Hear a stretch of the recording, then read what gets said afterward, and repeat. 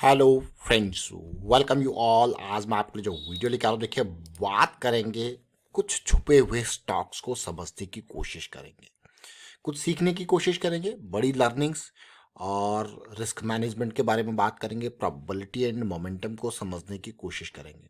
और आगे बढ़ने से पहले मैं आपको बता दूं, अगर आपने अब तक चैनल को सब्सक्राइब नहीं किया तो जल्दी से सब्सक्राइब कर ले, बेल आइकन को प्रेस कर ले, जिससे आपको नोटिफिकेशन आती रहेगी। और प्राइस सेक्शन सीखने के लिए आप ज्वाइन कर सकते हो मेंबरशिप, ज्वाइन बटन पर क्लिक करके। प्राइस सेक्शन की सीरीज बहुत इंपॉर्टेंट है, इसको देखिए, समझिए, सीखिए। लर्निंग के लिए बहुत सारी चीज़ें हैं।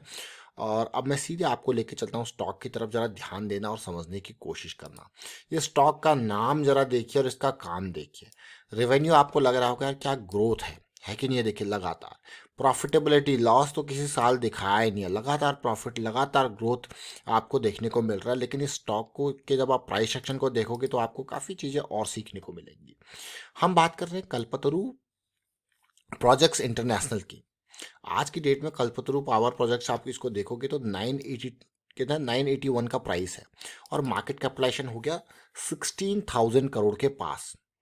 हम ये बात क्यों कर रहे हैं जरा देखिए, 36 के आसपास का पीई हो गया। देखिए प्राइस टू अर्निंग की हम जब भी बात करते हैं, ये मतलब हर शेयर पे आपकी किस हिसाब से अर्निंग हो रही है। देखिए ईपीएस कितना हो गया, देखिए 30, 980 के प्राइस पे आप जो है कितनी अर्निंग कमा रहे हो, 30। तो ये आपका पी रेशियो चीज़ें बताता है। अब हम बात करेंगे, जैसे हमने कल्पतरु प्रोजेक्ट्स को इसको देख रहे हैं, समझ रहे हैं, तो अगर मैं आपको कहूँ कि इसके प्राइस सेक्शन से आपको ढेर सारी चीज़ें सीखने को मिलेंगी। जरा देखिए, ये इसका वीकली चार्ट है। एक बढ़िया रैली आती है वीकली चार्ट में। उससे पहले जरा मंथली चार्ट के ऊपर आपका फोकस करवाना चाहूँगा। देखिए जब भी आप बड़े टाइम फ्रेम का मैं कहूँगा हेल्प लेते हो तो उससे बहुत कुछ सीखने को मिलता है। अभी रिसेंटली हमने आपके सामने कई बार बात की है कि अगर बड़े फॉल के बाद एक बड़ी रैली आती है और उसके बाद एक बड़ा जब करेक्शन आता है तो ये करेक्शन आपके काम का है। जैसे ये करेक्शन रिजॉल्व होगा आपको अपॉर्चुनिटी मिलेगी लो रिस्क वाली, और आप फिर उस पूरी रैली को एंजॉय करोगे। फिर देखिए ब्रेकआउट के नियर कंसोलिडेशन करेक्शन फिर से आता है, फिर रैली आती है, फिर करेक्शन आता है, फिर रैली आती है। आप जरा ध्यान दें, बड़ा फॉल के बाद बड़ा रैली, फिर एक बड़ी करेक्शन। अब इस पर्टिकुलर करेक्शन को देखिए, आप यहाँ पे एमएसीडी को देख सकते हो। एमएसीडी इस बड़ी फॉल के बाद नीचे चला गया था, फिर वापस आया। और जब भी मैं आपको कहता हूँ कि जब एमएसीडी वापस आ रहा हो किसी टाइम फ्रेम पे, यानी कि सेंट्रल लाइन से ऊपर आ रहा हो किसी टाइम फ्रेम पे, और उसके बाद की जो करेक्शन है वो हमारे लिए बहुत इंपॉर्टेंट हो जाती है, एक बहुत बढ़िया अपॉर्चुनिटी तैयार करती है। चलिए मैं आपको वीकली चार्ट पे लेके जाऊंगा और आपको समझने की कोशिश करेंगे इस पर्टिकुलर करेक्शन को। हमेशा ध्यान देना है, ऐसी करेक्शंस आपको कई बार देखने को मिलेंगी। जैसे हम इस करेक्शन को अभी देख रहे हैं तो आप देखिए क्लीन करेक्शन है कि नहीं है? देखिए lower high, lower high, lower लो, लोअर लो, लोअर लो।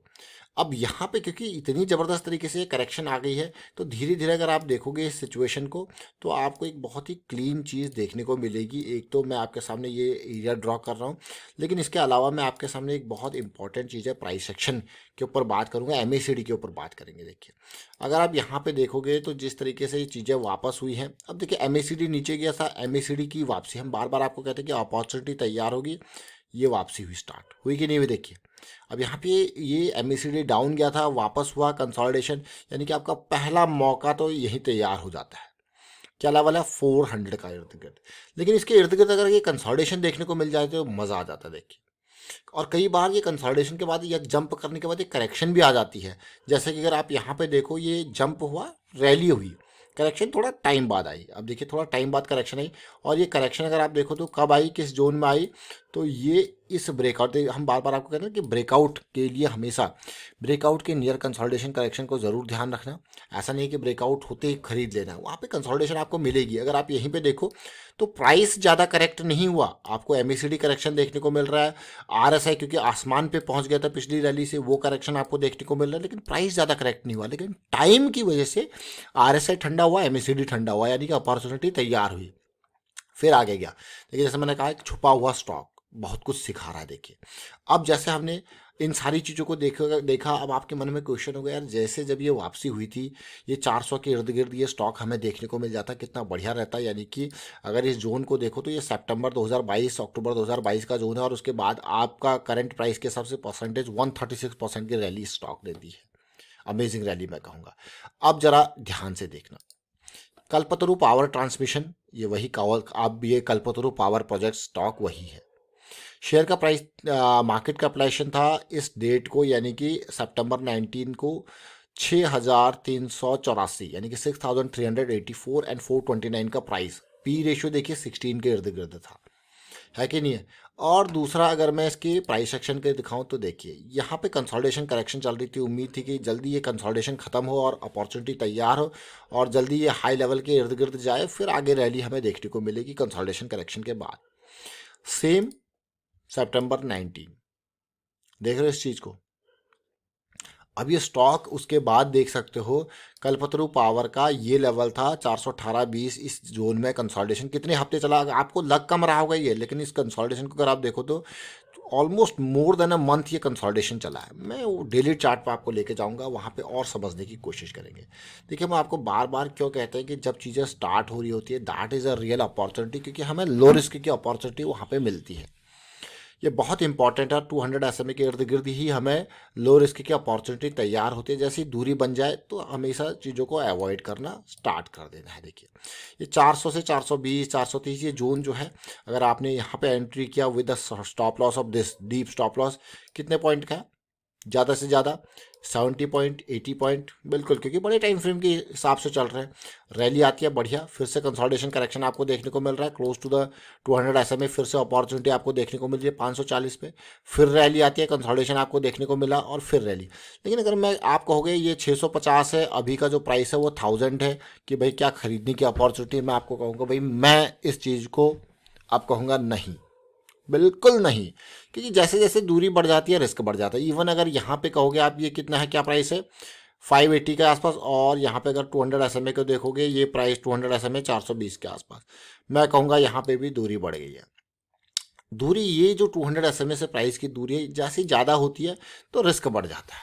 अगर साइकिल स्टार्ट हो रही है उस टाइम पे चीज़ें आपके पास होती है, पास चीज़ें हैं तो फिर बढ़िया है, रिस्क कम है। दूर चीज़ें हैं तो फिर उसको आप ये कहोगे कि स्ट्रेस्ड, ओवरबॉट, इस तरीके से आप कोई भी टर्मिनोलॉजी लगाओ, लेकिन दूरी बढ़िया बड़ा है, दूरी ज़्यादा है तो रिस्क ज़्यादा है। इसीलिए हमेशा चीज़ों को वहाँ पे अवॉइड करना, हमेशा ये ज़रूर ध्यान दें।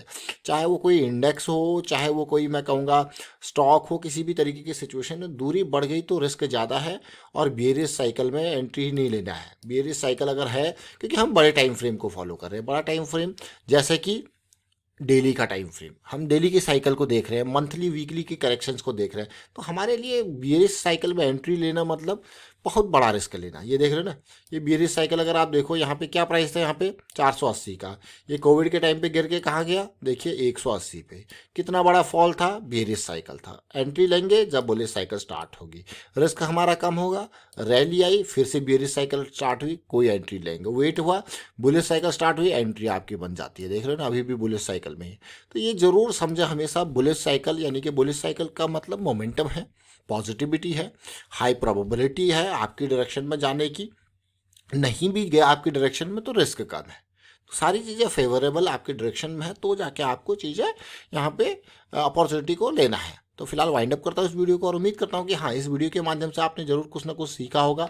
और अगर आपने पुराना ये वीडियो नहीं देखा तो जरूर देखें। अभी हमने NBCC के बारे में भी चर्चा किया था कि NBCC में कैसे रैली आई 37 के लेवल से, किस तरीके से यहाँ पे बिल्कुल स्टॉक अभी आसमानों पे है। और NBCC का भी अगर आपने पुराना वीडियो नहीं देखा तो मैं फिर से कहूँगा इसको भी जरूर देखें, सीखते रहिए इनसे। और वाइंड अप करता हूँ, वीडियो को शेयर कीजिए, लाइक कीजिए एंड प्राइस सेक्शन सीखते रहें, प्रैक्टिस करते रहें। Thank you for watching the video.